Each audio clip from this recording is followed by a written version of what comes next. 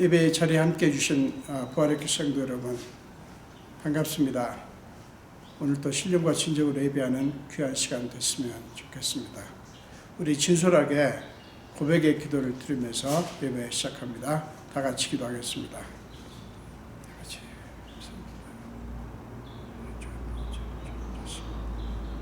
주님,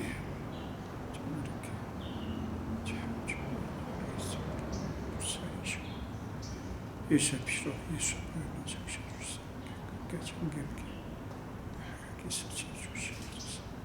주님의 참음에 것입니다. 내 생명의 근원이십니다. 주님의 것입니다. 주님의 아들입니다. 주의 종입니다.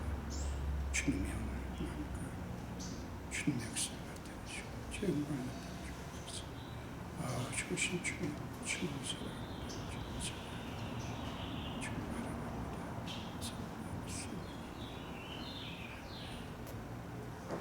하나님의 용서의 말씀을 들으시기 바랍니다. 만일 우리가 우리 죄를 자백하면 그는 미쁘시고 의로우사 우리 죄를 사하시며 우리를 모든 불의에서 깨끗하게 하실 것이요. 아멘. 우리 사도신경으로 신앙 고백합니다. 전능하사 천지를 만드신 하나님 아버지를 내가 믿사오며 그 외아들 우리 주 예수 그리스도를 믿사오니 이는 성령으로 잉태하사 동정녀 마리아에게 나시고 본디오 빌라도에게 고난을 받으사 십자가에 못 박혀 죽으시고 장사한 지 사흘 만에 죽은 자 가운데서 다시 살아나시며 하늘에 오르사 전능하신 하나님 우편에 앉아 계시다가 저리로서 산 자와 죽은 자를 심판하러 오시리라. 성령을 믿사오며 거룩한 공예와 성도가 서로 교통하는 것과 죄를 사하여 주시는 것과 몸이 다시 사는 것과 영원히 사는 것을 믿사옵나이다. 아멘.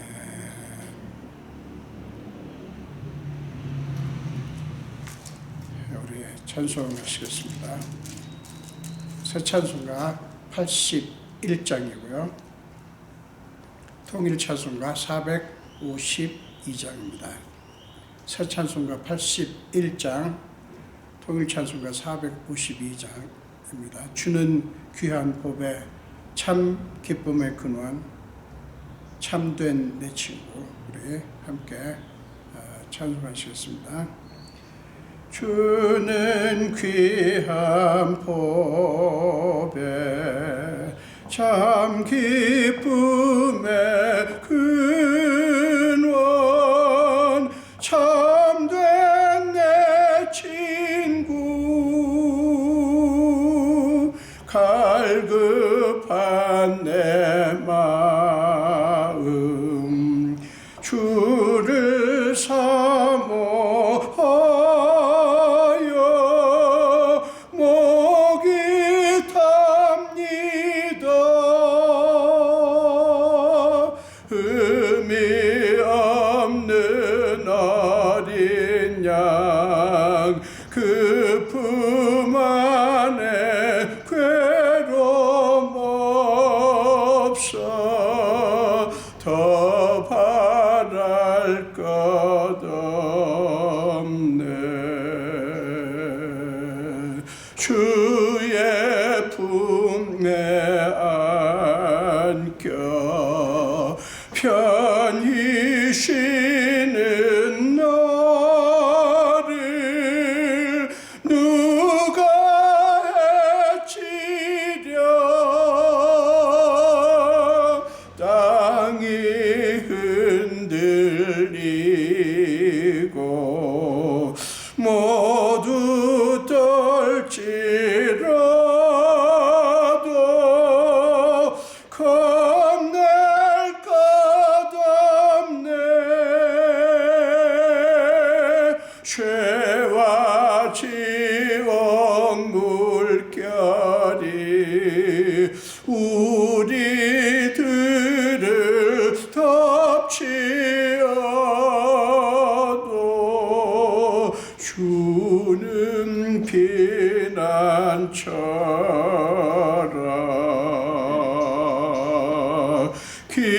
기쁨의 주 예수 우리 함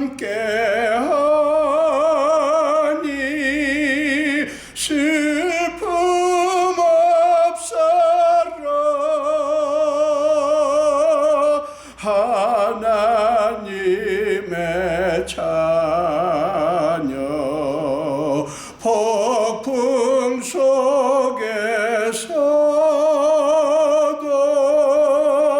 평화로워라.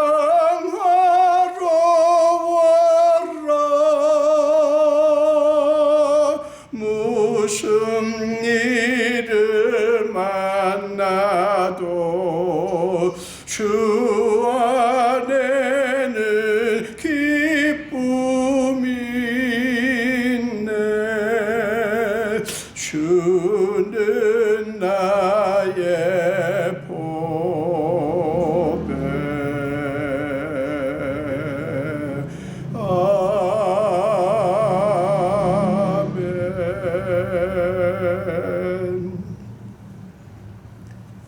기도하겠습니다.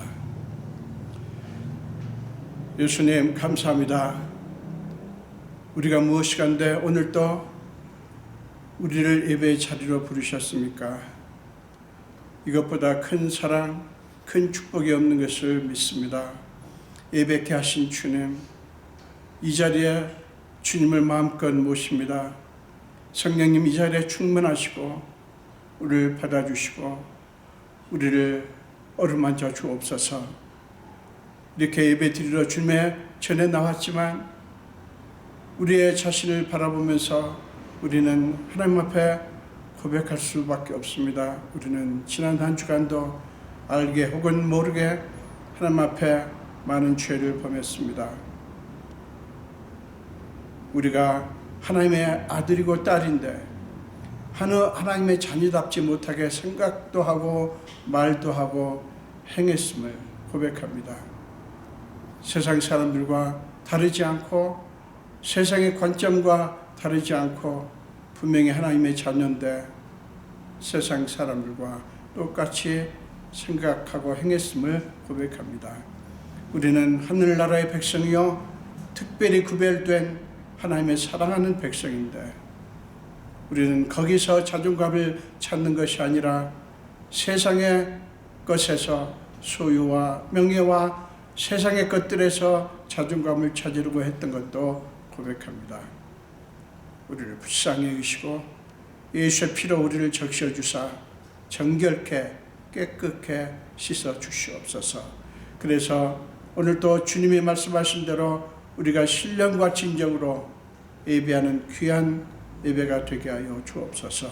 오늘 예배를 드리며 우리가 하나님 앞에 어떤 존재인지를 확인하고 우리가 믿는 그 주님, 그 하나님이 어떤 분이신지를 확인하면서 거기서 오는 능력과 자존감을 잔뜩 가지고 세상으로 나갈 수 있게 하여 주시옵소서. 아버지, 우리는 지난 한 주간도 코로나19 바이러스라고 하는 위협 앞에 살았습니다. 아버지, 지금까지 그래도 지켜주셔서 너무너무 감사하지만 정말 하나님의 은혜가 아니면 하나님의 돌보심과 보호하심이 아니면 우리는 어떻게 할 수가 없습니다. 아버지, 경제적으로도 그렇고 사업도 그렇고 학생들은 또 학교를 가지 못하고 여러 가지 불편하고 불안한 가운데 지났지만 그래도 이렇게 예배 드릴 수 있게 해주셔서 감사합니다. 아버지, 우리가 이런 때에 정말 더 하나님을 바라보며 더 하나님을 붙드는 믿음이 왕성해지게 하여 주시옵소서. 아버지, 우리는 이제 날마다 확인합니다. 믿을 분이 하나님뿐이며 의지할 분이 오직 하나님이신 것을 깨닫습니다. 정말 이 바이러스 앞에서 인간이 얼마나 나약하고 인간이 가진 힘이라고 하는 것이 얼마나 보잘것없는 것인가를 우리는 날마다 확인합니다. 아버지, 그래서 낙심이 되고 속도 상하지만 그래서 우리가 믿는 하나님이 귀하신 분이며 우리가 하나님의 자녀라고 하는 것이 정말 놀라운 특권인 것을 믿습니다. 오늘도 예배하는 이 자리에 성령께서 임하사 우리를 붙들어 주옵소서. 우리가 하나님 앞에 겸손하게 섭니다. 우리에게 말씀해 주시고 그 말씀으로 말미암아 우리의 자아가 새롭게 되고 우리가 잃었던 것을 되찾으며 우리가 몰랐던 것을 깨달으며 우리가 놓쳤던 것을 받아서 거기서 힘을 얻고 세상을 이기게 하여 주옵소서. 이 교회는 주님의 것입니다. 주님이 정말 사랑하는 주님의 마음에 딱 맞는 교회가 되게 해주시고 하나님께서 원하시는 것들을 이 교회를 통해서라면 마음 놓고 하실 수 있는 그런 교회가 되게 하여 주옵소서. 이 교회를 섬기시는 분들, 이 교회를 위해서 시간으로 물질로 또 몸으로 섬기며 헌신하는 분들을 기억해 주시고 그들을 받아주시며 하나님의 영광으로 나타내 주시옵소서. 아버지, 정말 이 전 세계에 지금 퍼져 있는 이 바이러스, 또 변종 바이러스가 생겨서 더 사람들을 위협하고 있고 참 어려운 가운데 있습니다. 그러면서 또 백신이 이 개발이 되어서 지금 접종이 시작되었고 또 치료약을 개발하기 위해서 각국에서 애쓰고 있다고 하는 것을 압니다. 아버지, 그러나 정말 가난한 나라, 도무지 그 약을 어떻게 구입할 수 없는 나라들이 있다고 합니다.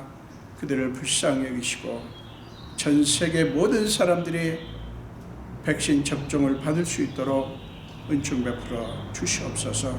의료 현장에서 지금도 시간 수고하는 모든 의료진들을 긍휼히 여기시고 그들을 붙드시고 그들의 수고가 헛되지 않게 하시며 아버지, 그들을 지켜주시옵소서. 이미 의료진들 중에 감염이 됐다가 나은 분들도 있지만 안타깝게도 생명을 잃은 분들도 많다고 하는 뉴스를 보았습니다. 아버지, 그들을 특별히 지켜주시옵소서.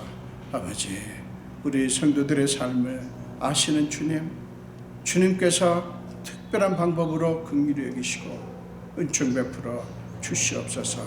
특별히 자영업을 하시는 분들에게 은총을 베푸시고 정말 경제적으로 말할 수 없는 위험 가운데 위기 가운데 있다고 하오니 그들을 도와 주시옵소서. 직장을 잃은 분들도 있습니다. 하나님께서 그들에게 살 길을 열어 주시옵소서. 우리의 자녀들을 주님의 손에 부탁합니다. 부모들이 잘 키우려고 하지만 우리 힘으로는 할 수 없습니다.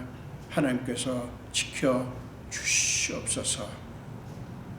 주님 손에 온전히 맡겼고 감사드리며 예수님 이름으로 기도합니다. 아멘.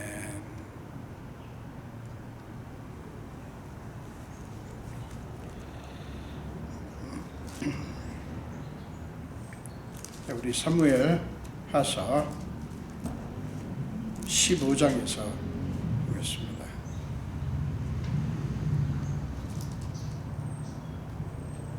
13절부터 23절까지입니다. 사무엘하 15장 13절부터 23절까지요.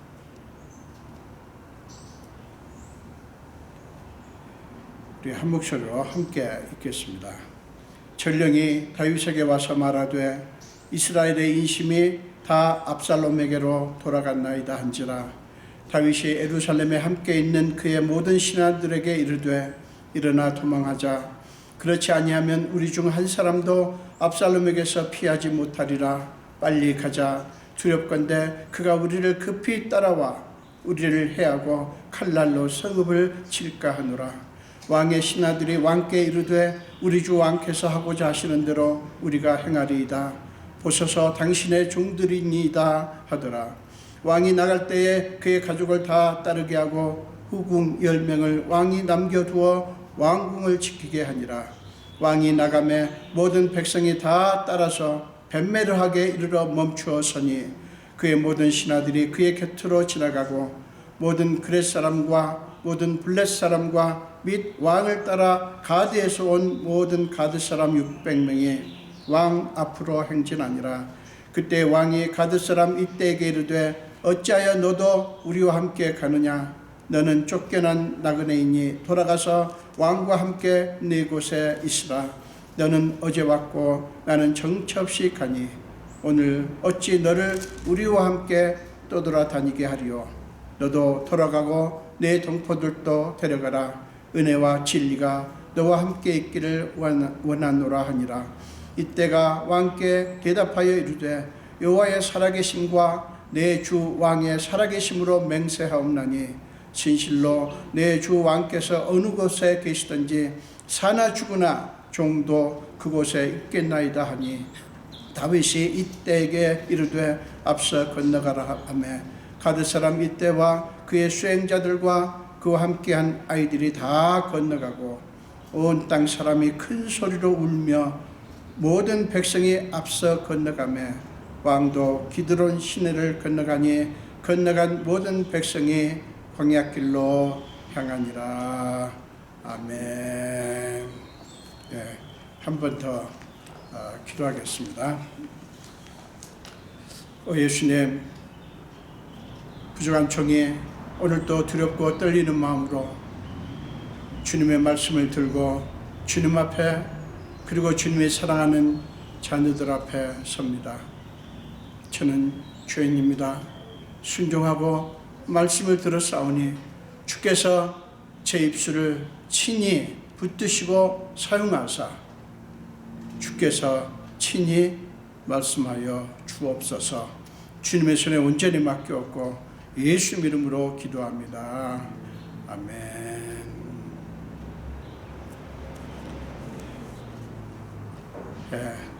저는 오늘 함께 읽으신 말씀으로 그리스도인의 가장 소중한 가치라고 하는 제목으로 함께 은혜를 나누겠습니다. 본문은 다윗의 삶에서 가장 비참했던 시절의 모습을 다루고 있습니다. 그는 자기 아들 압살롬에게 쫓겨 왕궁을 버리고 기약 없는 피난길을 떠납니다.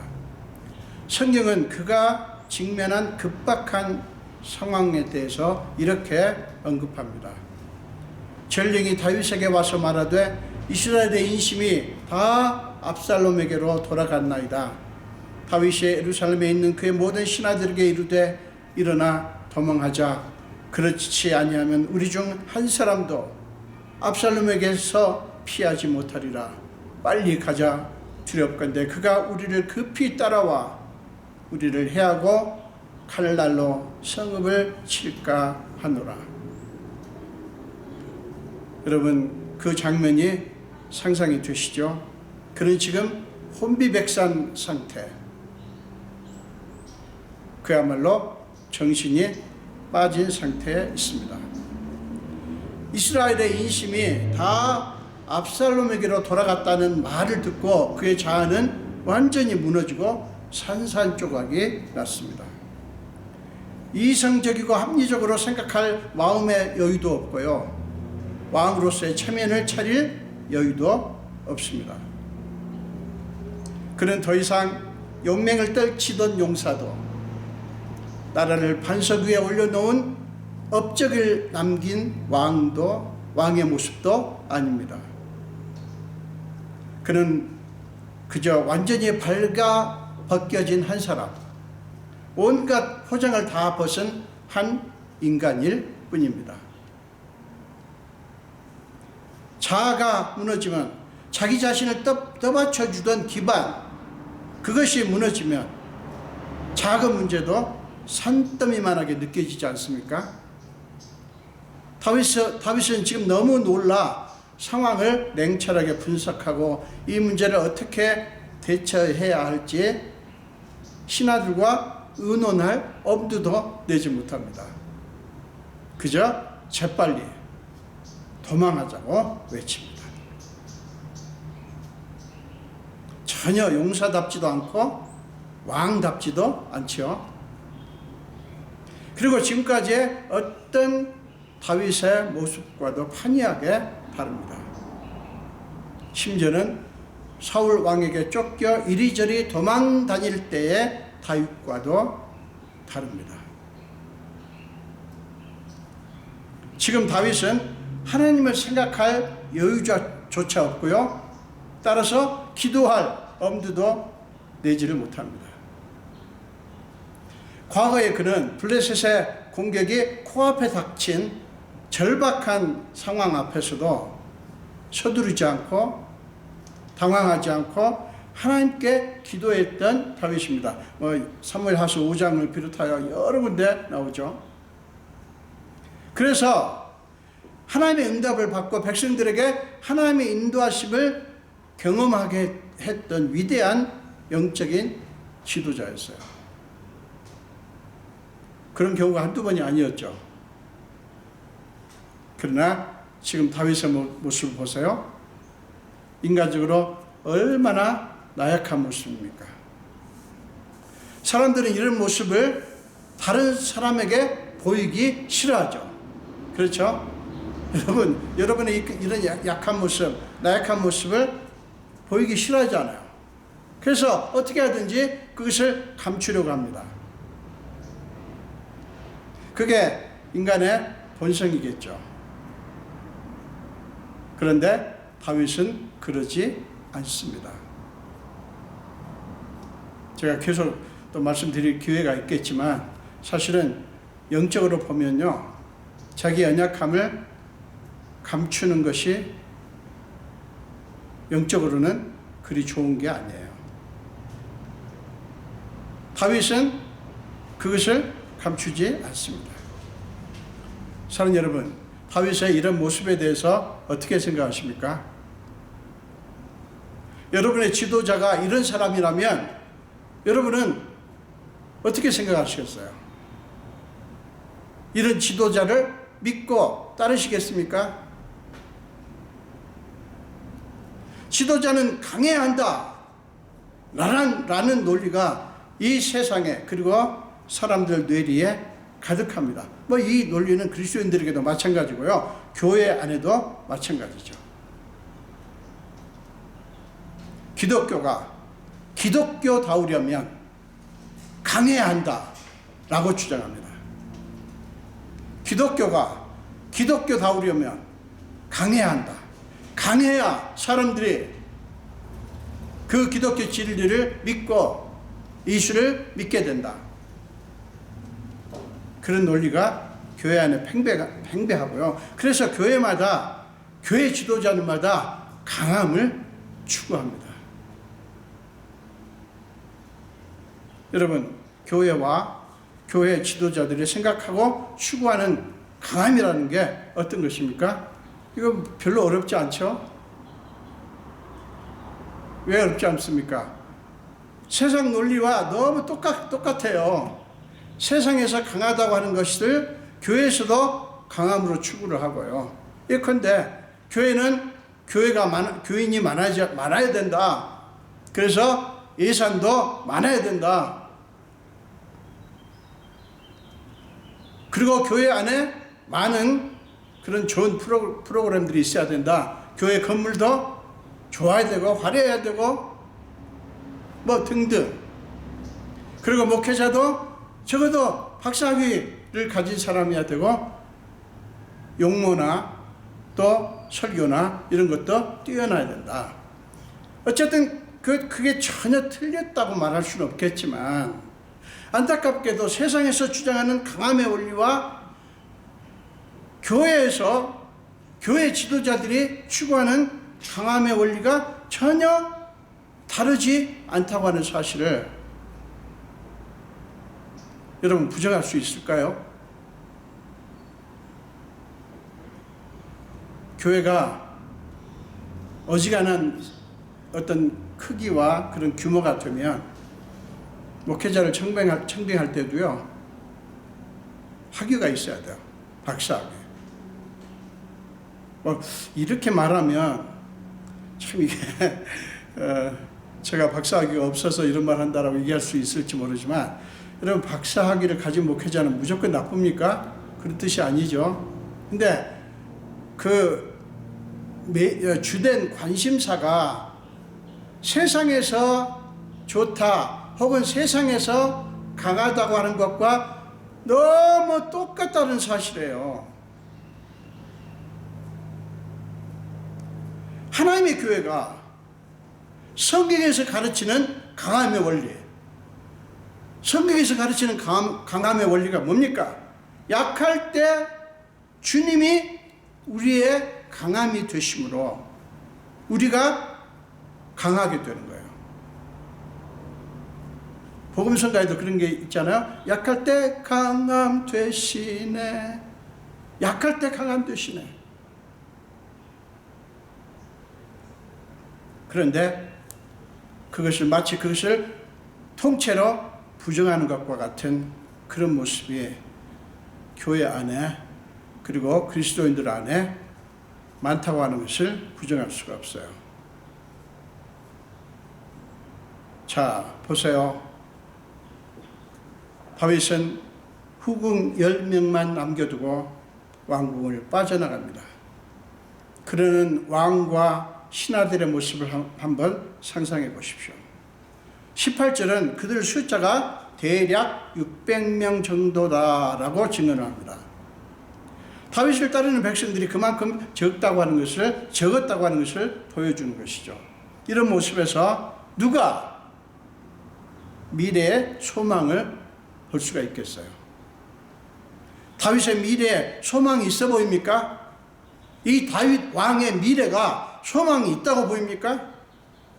여러분, 세상적인 강함의 원리로만 보자면 다윗 왕의 미래는 끝났어요. 끝났습니다.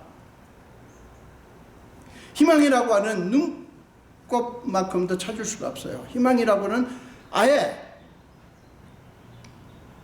눈곱만큼도 찾을 수가 없어요. 자, 그런데 다윗의 이 피난길에 동행하는 사람들이 소수지만 그래도 그 중에 우리의 주목을 끄는 한 사람이 있습니다. 그는 이때라고 하는 가드 사람, 즉 블레셋 사람입니다. 18절은 단순하게 왕을 따라 가드에서 온 모든 가드 사람 600명 이렇게만 표현이 되어 있는데요. 그 가드 사람 600명의 지도자가 바로 이때인 것입니다. 언젠가 그는 자기 백성들을 데리고 다윗 왕에게 투항한 블레셋의 장수였어요. 사로잡혀 온 것이 아니라 자기 스스로 왕에게 귀순을 한 거예요, 말하자면. 그 이방의 백성들이 다윗의 피난길에 대거 함께했다고 하는 사실이 여러분 흥미롭지 않습니까? 이방인들인데 이 사람들이 대거 다윗의 피난길에 동행하고 있는 거예요. 자, 그런데 그때 다윗이 자기와 함께 가는 이때와 그의 백성들을 보고 이렇게 말합니다. 어찌하여 너도 우리와 함께 가느냐? 너는 쫓겨난 나그네이니 돌아가서 왕과 함께 네 곳에 있으라. 너는 어제 왔고 나는 정처 없이 가니 오늘 어찌 너를 우리와 함께 떠돌아다니게 하리요. 너도 돌아가고 내 동포들도 데려가라. 은혜와 진리가 너와 함께 있기를 원하노라. 다윗은 자기는 정처 없이 가지만 이때와 그의 백성들까지 자기와 함께 떠돌아다니게 하고 싶지 않은 마음을 그렇게 표현을 하고 있어요. 여러분, 아름답지 않습니까? 사실 지금 다윗의 처지에 이때와 그의 백성 600명은 생명줄과 같은 사람들이에요. 그들까지 떠나면 다윗의 상황은 더욱 절망스러울 수밖에 없을 텐데 다윗은 이 절박한 상황에서도 그들을 놓아주고 싶어합니다. 이제 나에게는 희망이 없으니 예루살렘으로 궁으로 돌아가서 새로운 왕을 섬기라 라고 권면을 하는 거예요. 가려고 하는 사람도 어찌 나를 버리고 가느냐 라고 붙잡아야 될 판인데 가겠다고 하지도 않는 이때에게 예루살렘 궁으로 돌아가서 새로운 왕을 섬겨라. 너뿐만 아니라 너의 백성들도 데리고 가라고 권면을 하고 있는 거예요. 여러분, 다윗의 이 마음, 이게 이해가 되십니까? 다윗의 이 마음이 이해가 되세요? 다윗이 어떻게 이럴 수 있었을까요? 여기서 우리는 그에게 일어난 변화를 주목해야 합니다. 참 희한합니다. 다윗은 이런 비극적인 상황에 빠지면서 원시적인 진짜 자아를 되찾았습니다. 진짜 자신, 자기가 누구인지를 찾았다는 거예요. 원시적인 자아란 아무런 욕심도 없었던 자아. 내가 예수 얻은 그거 잃을까봐 전전긍긍할 필요가 없었던 자아. 그저 주어진 작은 것으로도 행복했던 자아입니다. 사람이요, 가진 것이 없을 때는 욕심도 없습니다. 가진 것이 없으니까 그거 잃을까봐 전전긍긍하지도 않아요. 그런데 지금 다윗 왕은 어렸을 때 아버지의 양을 칠 때와 다릅니다. 사울 왕에게 쫓겨 이리저리 도망다니던 시절과도 다릅니다. 그때는 가진 게 별로 없었어요. 근데 지금 뭡니까? 왕이죠. 많은 공로가 있죠. 업적을 쌓았죠. 얼마나 많은 것을 소유했습니까? 그런데 그는 지금 그 모든 것을 다 내려놓습니다. 만약에 그가 내려놓지 않았으면요, 이렇게 이때에게 이런 마음도 표현을 못해요. 화를 내고 분노를 표출하고 아마 난리가 났을 것입니다. 그러나 다윗은 자기의 연약함을 숨기지 않고 그대로 표현을 하고 있고요. 그런 상황을 우리에게 보여줍니다. 그는 원래 자기의 자아를 되찾았어요. 사람이 그렇습니다. 자기의 껍데기 온갖 포장들을 다 벗고 나면 물론 그 충격에 분노가 일어나거나 절망에 빠지기 쉽지만 그렇게 다 쏟아놓고 나면 진짜 알맹이만 남죠. 그 알맹이가 참으로 자기인 거예요. 그 알맹이가 진짜 나인 것입니다. 저도 가끔 생각합니다. 나는 김충교 목사인데 목사 말고 한 사람의 남편 말고 아이들의 아버지 말고 그거 지금까지 어떤 해놓은 무엇 아니고 그냥 나 알맹이 나는 어떤 것인가를 자꾸 생각을 합니다. 사랑하는 여러분, 놀라운 것은요, 사람이 그렇게 되면 즉 껍데기 포장 다 벗고 알맹이만 딱 자기만 딱 갖게 되면 사람이 희한합니다. 겸손해집니다. 그걸 받아들이고 나면 그리고 부드럽고 너그러워집니다. 이게 희한해요. 이게 하나님의 사람들에게서 많이 나타나는 그런 모습이에요. 다윗이 그랬어요. 그래서 이때와 그의 백성들을 보내고자 하는 마음의 여유가 생겼던 것입니다. 그들을 생각하고 그들의 편의와 그들의 안위와 그들의 행복을 생각할 수 있는 마음의 여유가 생겼던 거예요. 여러분, 사람들이 왜 그렇게 인색하고 빡빡한지 아십니까? 진짜 자아가 아닌 가짜들을 잔뜩 뒤집어 쓴 채 그것이 자기라고 믿으며 살기 때문에 그래요. 이유는 간단합니다. 이런저런 타이틀, 명예, 소유, 관계, 재물, 업적 등등 이런 것들을 내세우면서 나는 이런 사람이요 라고 외치는 사람들이 얼마나 많습니까? 근데 그거 진짜 그 사람 아니거든요. 저는 그런 분들 보면 속으로 그렇게 말합니다. 이건 진짜 당신이 아닌데.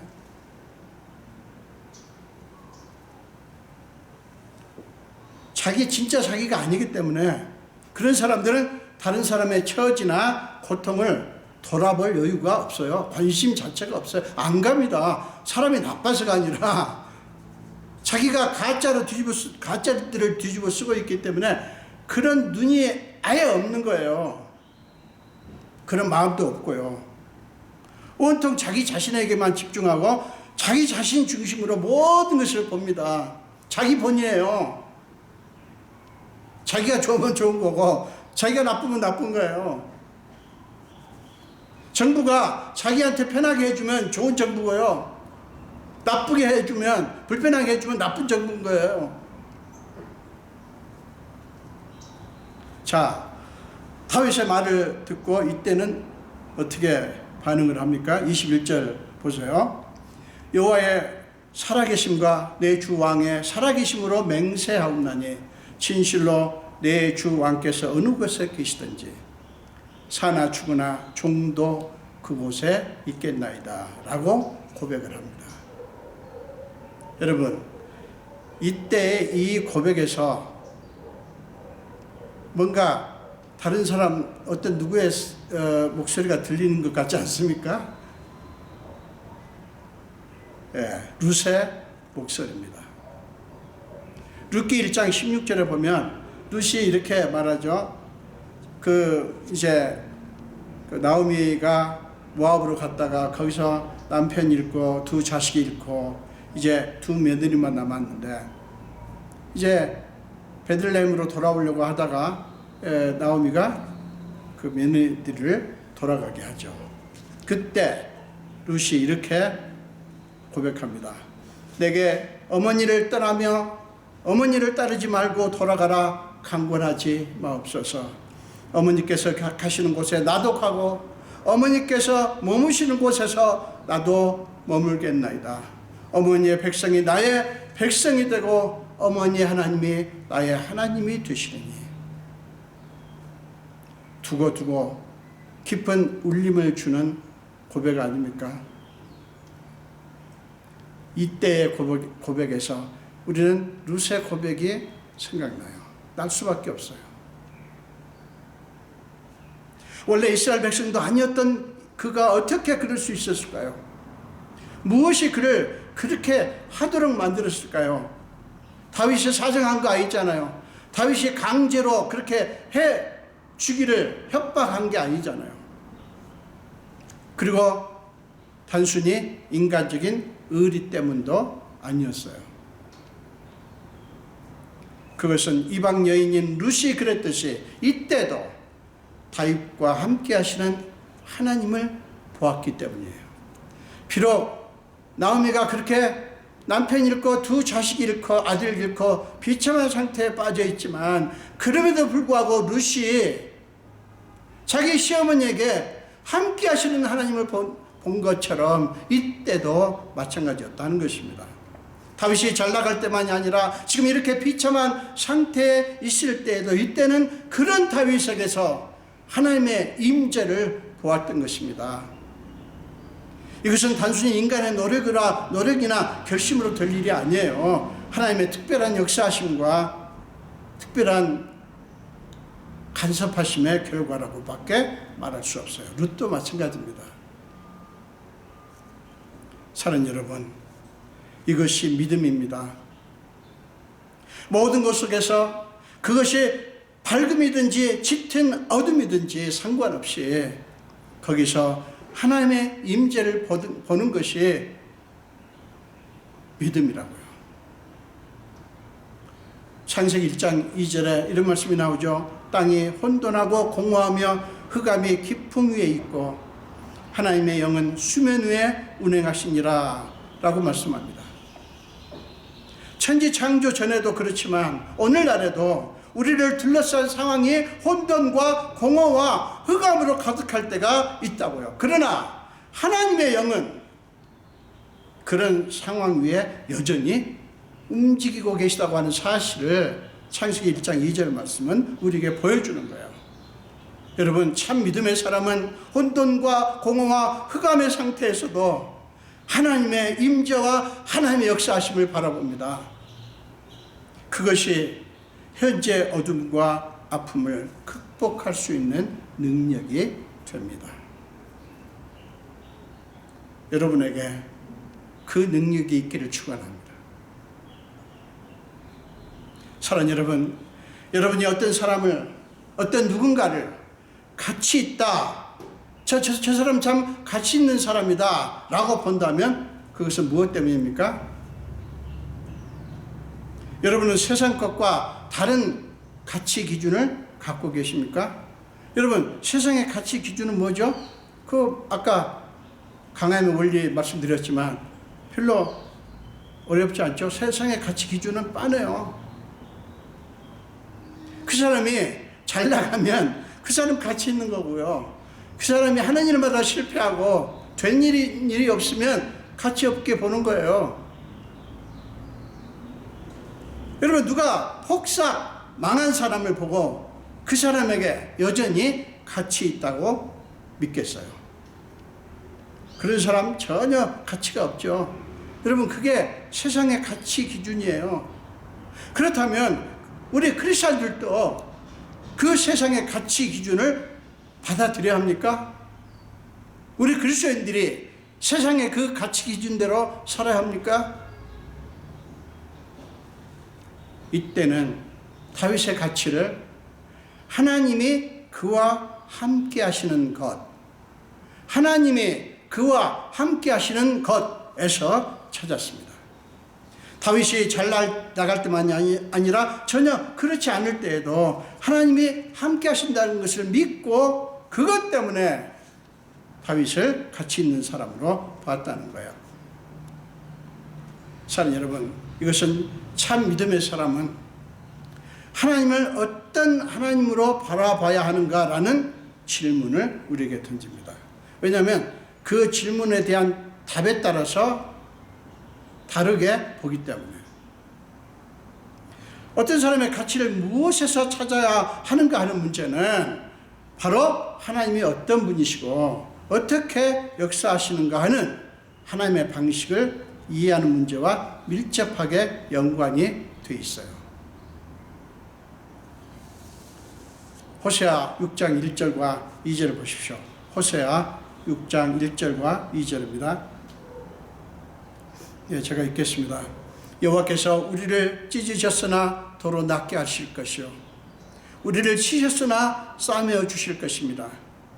여호와께서 이틀 후에 우리를 살리시며 셋째 날에 우리를 일으키시리니 우리가 그의 앞에서 살리라. 호세아 선지자는 하나님에 대해서 뭐라고 말씀합니까? 하나님은 찢으시고 치시기도 하시는 하나님이시면서 또한 낫게 하시고 싸매시는 하나님이시라는 것을 보여줍니다. 하나님은 찢으시고 치시는 하나님이시면서 또한 낫게 하시고 싸매시는 하나님이시라는 거예요. 사랑하는 여러분, 이것을 이해하고 믿는 게 그리스도인들에게 굉장히 중요합니다. 이게 믿음의 핵심이에요. 근데 많은 그리스도인들이 하나님을 이해할 때 하나님이 나와 함께 하시고 하나님이 나를 사랑한다고 할 때 어디서 그 증거를 찾습니까? 내 삶이 지금 편안하게 잘 되어가는가? 내가 지금 잘 나가고 있는가? 내가 하는 일마다 성공하고 있는가? 이것에서 자꾸 찾아요. 그러니 찢으시고 싸매시는 그 하나님 가운데서 찢으시는 하나님을 부정할 수밖에 없는 거죠. 때리시는 하나님을 부정할 수밖에 없는 거예요. 이것을 믿는 게 그리스도인들에게 매우 중요합니다. 그러므로 참 믿음의 사람은 우리를 찢으실 때도 우리를 치실 때도 하나님이 함께 하시는 것이라고 믿고 그 믿음을 근거로 해서 낫게 하시고 싸매시는 하나님을 바라보며 기다릴 수 있습니다. 반면에 거짓 믿음의 사람은 모든 것이 순탄하게 잘 돼가고 몸이 건강하고 모든 일에 성공을 하고 명예를 얻고 재물을 얻는 삶이 되어야 하나님이 함께 하시는 것이라고 생각을 하죠. 그런 사람은 자기 삶이 찢어지는 것 같고 어둠만 것 같을 때 쉬쉬하며 길을 쓰고 감추려고 합니다. 그런다고 감춰지는 것이 아닌데 손바닥으로 해를 가리는 것과 같은 건데 열심히 그렇게 해요. 이때는 비록 이방인이었지만 놀랍게도 참 믿음의 사람이었습니다. 그래서 자신의 수치를 전혀 감추거나 부정하지 않는 다윗 왕을 보면서 무시하는 것이 아니라 여전히 그 왕의 가치를 알아본 거예요. 다윗 또한 그런 이때의 모습에 감동을 했을 것입니다. 잘 나갈 때가 아니라 비참한 상태에 빠진 자기와 끝까지 함께 하겠다는 이때를 보면서 굉장한 위로를 받았을 것이고요. 거기서 하나님의 은혜를 깨달았을 것입니다. 이때는 슬픔과 절망에 빠진 다윗에게 왕에게는 여전히 하나님이 함께 하십니다 라는 메시지를 그의 모습으로 선포한 거예요. 그의 모습으로, 그의 믿음의 행위로. 사랑하는 여러분, 이것이 우리 믿음의 사람들이 할 일입니다. 이때는 그런 위대한 일을 한 거예요. 그리하여 이때와 왕과 그리고 모든 백성들은 비록 큰 소리로 울며 통곡하며 무거운 발걸음으로 기드론 시내를 건너지만 그들에게는 왕의 고통을 함께 짊어지고 가는, 왕의 고통을 함께 짊어지는 진한 함께함이 있습니다. 사랑하는 여러분, 교회가 이래야 합니다.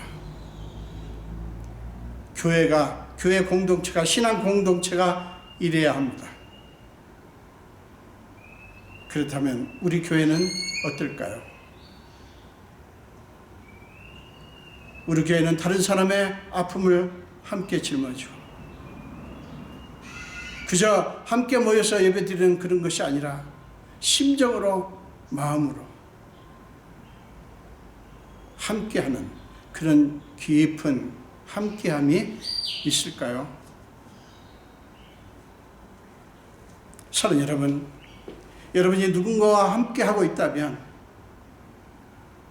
육체적으로 뿐만 아니라 마음으로 누군가와 여러분이 함께하고 있다면 여러분은 그 함께하는 사람에게서 무엇을 보십니까? 여러분이 그 사람과 함께하는 까닭이 그 사람이 아픔과 고통 속에 있지만 여전히 그에게서 하나님의 임재와 하나님의 역사하심을 보기 때문입니까? 요한복음 6장에 보면 예수님이 보리떡 5개와 물고기 2마리로 5,000명을 배부르게 먹이시고 12바구니에 남는 소위 오병이어의 기적을 행하시는 등 여러 가지 능력을 행하실 때는 그렇게도 많은 무리가 따르더니 예수님의 모습이 자기들의 기대와 달라지자 한 사람씩 예수님의 곁을 떠나기 시작했습니다. 요한복음 6장 66절은 이렇게 말씀합니다. 그때부터 그의 제자 중에서 많은 사람이 떠나가고 다시 그와 함께 다니지 아니하더라. 여기서 말하는 제자는 12제자를 의미하는 게 아니죠. 예수님을 따라서 다녔던 많은 사람들이 제자라고 부를 만큼 그런 사람들이 있었던 것 같아요. 근데 그들이 많은 사람이 떠나가고 다시 그와 함께 다니지 않았다. 그걸 보고 예수님은 12제자에게 67절에서 이렇게 묻습니다. 너희도 가려느냐? 저는 이 말씀이 얼마나 제 마음속에 다가오는지 몰라요. 너희도 가려느냐? 12제자에게 묻습니다. 저는 오늘날 모든 그리스도인들에게, 저와 여러분에게 물으시는 아주 중요한 질문이라고 믿습니다. 사랑하는 여러분, 주님이 여러분에게 어찌하여 너도 나와 함께 가느냐라고 물으신다면 뭐라고 대답하시겠어요? 이때는 다윗의 현실의 비참함에도 불구하고 거기서도 하나님의 임재를 보았고 그것을 가장 소중한 가치로 여겼기 때문에 끝까지 다윗을 따랐습니다. 상황이 여러분들을 찢는 것 같고 하나님이 치시는 것 같을 때 여러분도 이방 사람 이때처럼 끝까지 주님을 따르실 수 있기를 바랍니다. 사랑하는 여러분, 지금 여러분 눈앞에 보이는 현상만 보고 환호하거나 또는 낙심하지 마십시오. 우리가 무엇을 가장 가치 있게 보는가에 따라서 눈앞에 보이는 현상에 대한 반응도 달라집니다. 사람은 자기가 소중하게 여기는 것을 따라가잖아요. 우리에게 가장 소중한 가치는 세상 끝날까지 우리와 함께 하실 예수 그리스도십니다. 우리 눈앞에는 현상만 보이겠지만 그 너머에는 내가 너희를 위해 싸우리니 너희는 가만히 있을지니라. 출애굽기 14장 14절에서 말씀하신 그 하나님을 우리는 바라봅니다. 그 하나님이 우리에게 계시다고요. 우리 눈에는 현상만 보여요. 눈앞에 그것만 보일 수 있어요. 그러나 여러분, 그 너머에서 내가 너희를 위해서 싸우겠다, 나는 너희를 위해서 싸우는 하나님이라고 계속해서 말씀하시는 그 하나님이 계시다고요. 여러분 아십니까? 눈앞에 보이는 현상보다 하나님이 더 확실합니다. 비교할 수가 없어요. 눈앞에 보이는 현상은 언제나 바뀝니다. 사람도 바뀌고 인심도 바뀌고요. 모든 것이 바뀝니다. 그러나 변하지 않는 분은 오직 하나님뿐이라고요. 눈앞에 보이는 현실이 어떻든 상관없이 거기에도 하나님이 계시고 거기서도 하나님은 얼마든지 자신의 뜻을 이루신다고 믿는 그런 참 믿음의 사람들이 다 되시기를 간절히 축원드립니다. 기도하겠습니다. 예수님 감사합니다. 오늘 또 우리에게 하나님의 은혜의 말씀을 주셨습니다. 아버지, 우리는 주님의 것입니다. 정말 주님만이 우리가 믿을 수 있는 하나님이시고 주님만이 우리를 다 아시며 때로는 찢으시기도 하고 치시기도 하시지만 때리기도 하시지만 그러나 하나님은 언제나 낫게 하시고 싸매시는 하나님이시며 우리를 위한 하나님의 궁극적인 뜻은 우리에게 하나님 수준의 은총이 넘치는 것임을 믿습니다. 우리 성도들 한 분 한 분에게 은총 베푸시고 그들이 지금 현재 우리 앞에 놓여 있는 현상이 아니라 저 멀리서 우리를 바라보시며 우리를 위해서 간구하고 계시고 결국에는 우리를 위해서 싸우셔서 우리를 위해서 세우신 그 하나님의 계획을 기필코 이루시고야말 그 하나님이 우리한테 계시다고 하는 사실을 믿고 이 어려운 때에도 흔들리지 않게 하여 주옵소서. 감사드렸고 예수님 이름으로 기도합니다. 아멘.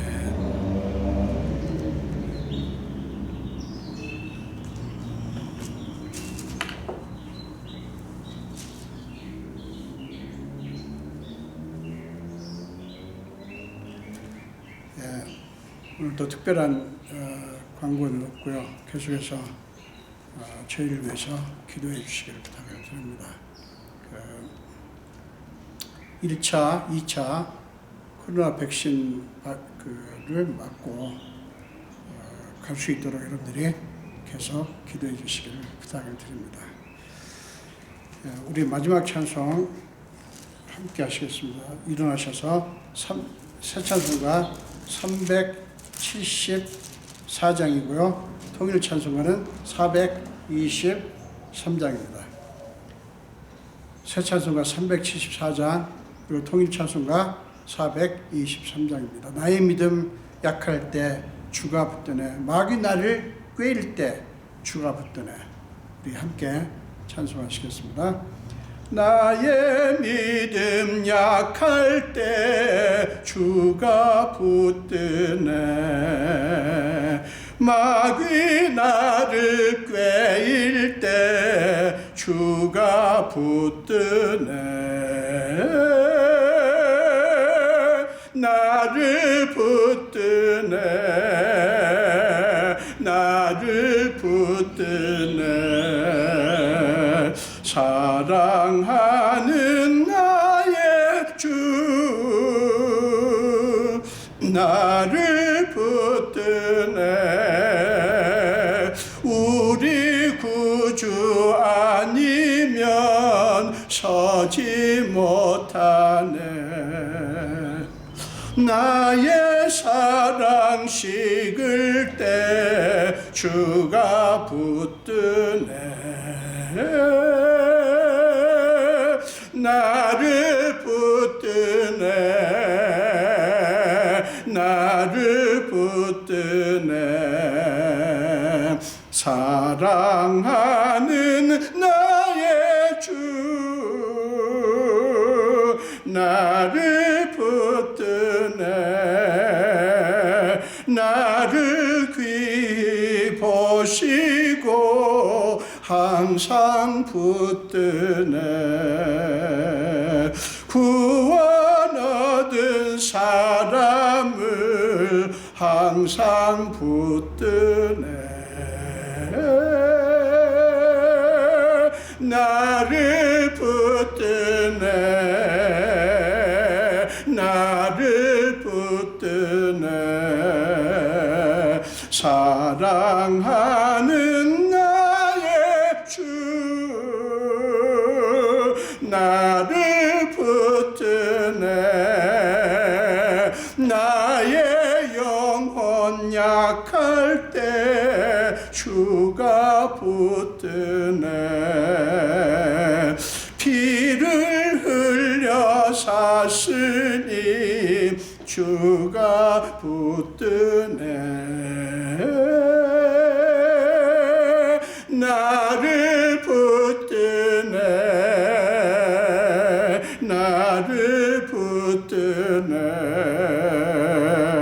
사랑하는 나의 주 나를 붙드네 아멘. 기도하겠습니다.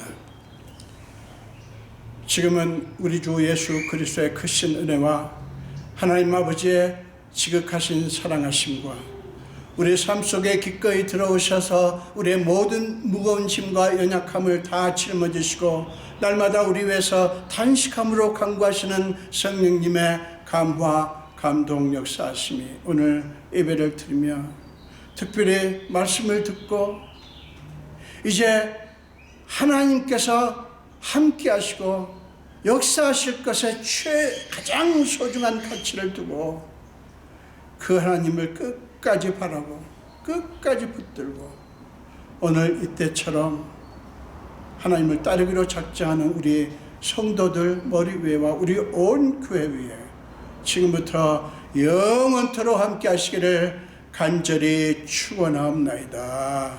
아멘.